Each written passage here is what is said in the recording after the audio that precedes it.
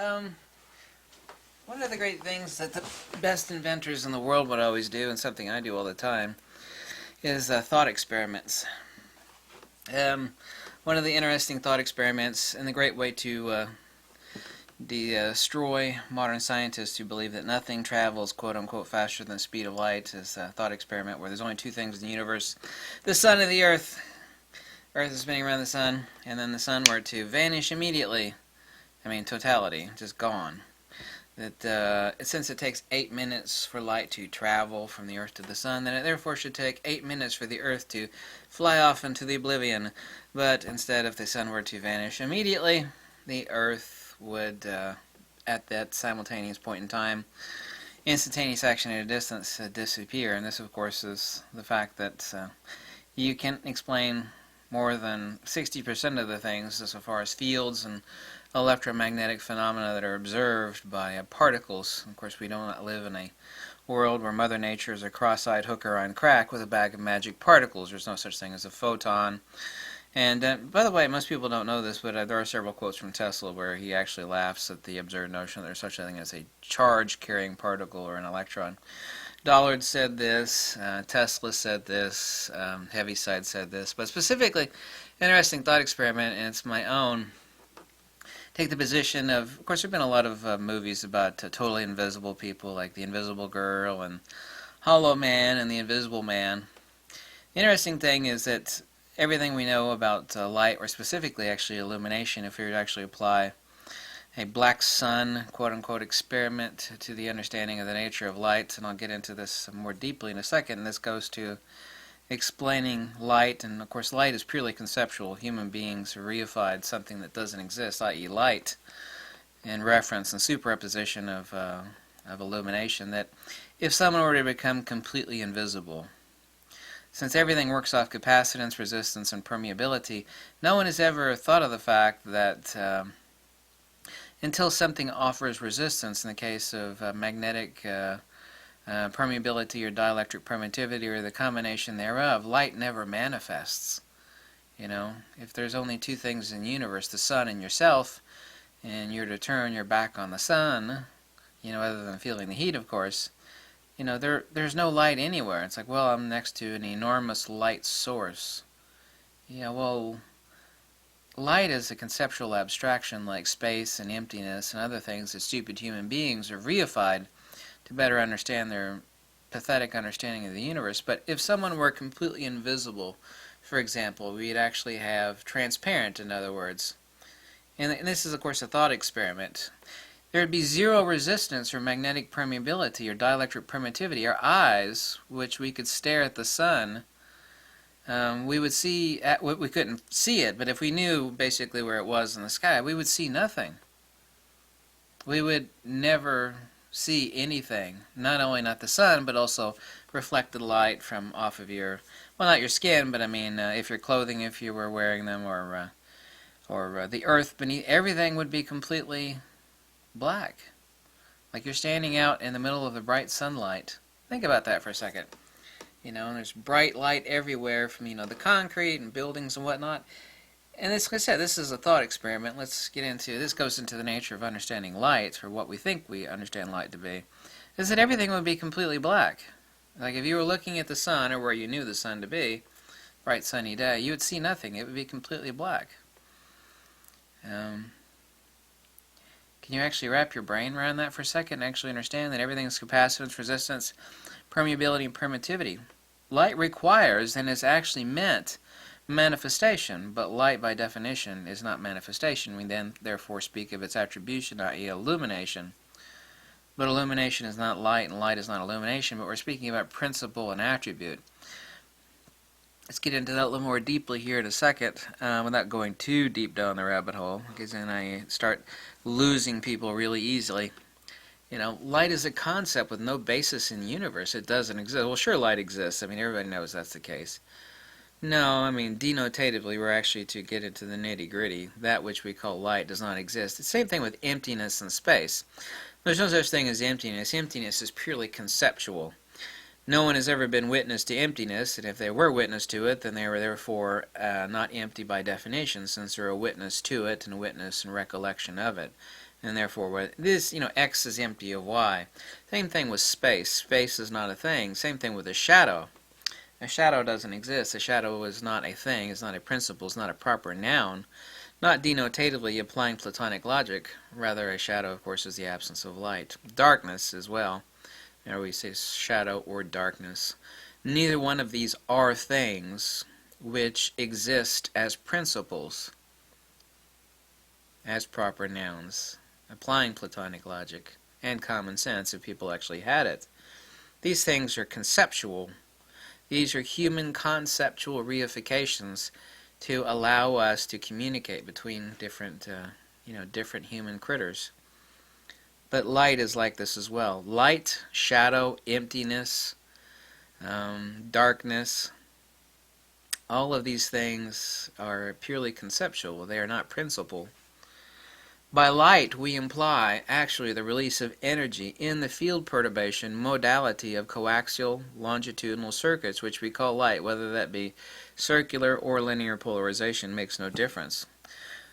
This is which we call light, but are in fact only disturbances in non-Cartesian inertia, or you can call it counter space or the ether. It doesn't matter what word you use. I mean, Mother Nature doesn't give a shit what stupid human beings call it. Counter space, inertia, ether, non-Cartesian, locus potential. I mean, all of these are just pathetic words that human beings use to reify things in their mind, to shuffle them around like cards. In counter space, with the potential for easy manifestation given any matter or phenomena which allows them to manifest, that being any matter with more than zero magnetic permeability and or dielectric permittivity. That which we call light is only manifestation. At the point source is non-point source, is non-Cartesian technically, is the loss of energy or the loss of inertia. Henceforth we mean actually manifestation, but nobody sees light. This is the reason for the crazy thought experiment of the invisible person who is absolutely and totally transparent. It's a thought experiment. If you were standing on the surface of the earth and it was a bright-ass sunny day and you were to look where the sun is, everything would be black. You wouldn't see a damn thing with your eyes open. You and your entirely invisible / transparent self. Thenceforth, we actually have to understand what light is. Light is purely conceptual. It's no different than a shadow and darkness. Of course it is, but I mean, I'm talking about it as a conceptual beast that is only reified to help us understand, well, there's the sun. It is a light source. No, it's causing a field perturbation, which, given resistance, magnetic permeability, and or dielectric permittivity greater than zero, will induce manifestation. And then, so of course, we're talking about illumination. There's my hands are illuminated right now. There's light being reflected off my hands to my eyeballs. There's magnetic permeability and dielectric permittivity resistance here, in which the light is manifest. That perturbation travels henceforth everywhere, including to my eyes, which have another resistance and another set of gain, and the rods and cones and the gain in my iris. But the important point is that nobody sees light. Light is not an appearance. The so-called space, so to say, is utterly black for a reason, even if you're close to a stellar light source. By light source, what we really mean is a loss of energy emitter. Light is inertial divergence, the loss of that energy, i.e. force in motion. Specifically, we refer to use the crackpot pseudoscientific explanation of light in short. We say, well, light is electromagnetic radiation. No, light is a point source diminution of potential, or inertia, which disturbs this non-Cartesian inertia, this non-Cartesian ether or counter space, until it meets magnetic permeability and or dielectric permittivity more than a rate of zero, and therefore as such manifests as illumination. But light does not exist. We only speak of light in the sense of manifestation. It manifests due to resistance. Everything is electrical. Nothing radiates or emits anything in the case of the concept that human beings created, of which we call light. A light bulb does not emit light. Sure it does. Turn the light bulb, emits light. Does it really? There's a vacuum sealed little bulb there with a little bit of argon pumped in and a coiled tungsten carbide filament. Do you think it's emitting anything? Do you think that light bulb is farting out light particles? Sure it is. No, it's not. It has set up a field perturbation at X frequency and Y intensity, and that intensity can only then be called illumination once manifest. But light itself is purely conceptual.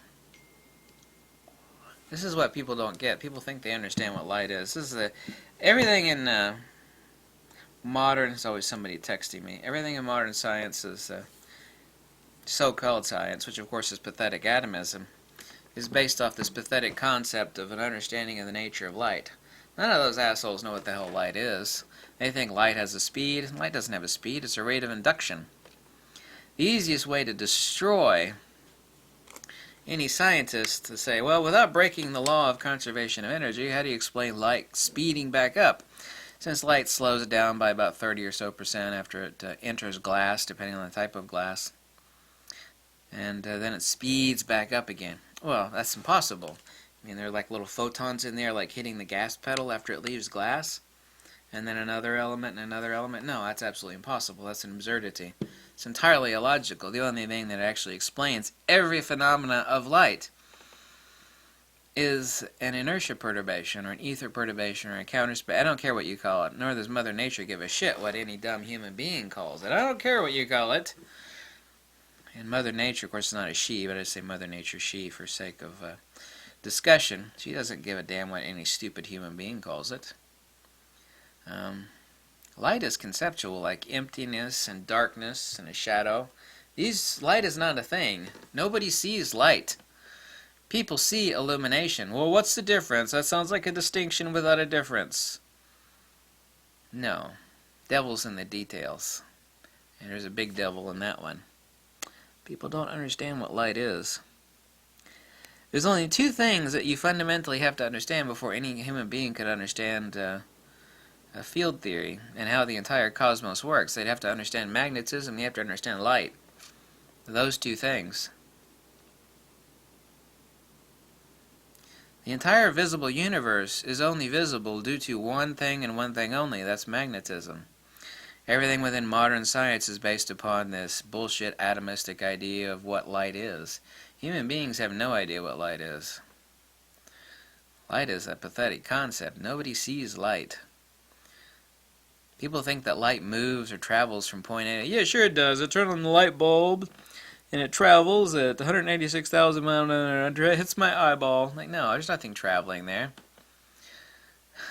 You create waves in a pond. The waves don't move. They don't actually travel forward. One wave raises and that disturbs the next bulk of water, and that one raises. They go up like pistons in a car. Pistons in your car don't move this way. They actually move a crankshaft. This is a disturbance, but manifestation, and as far as the concept of light is concerned, is only said of illumination. And this illumination only exists due to greater than zero magnetic permeability and or dielectric permittivity. Depends on the frequency of light, the type of matter that it hits. Some things are EM transparent. If someone were entirely invisible, for example, like I said, you would see nothing.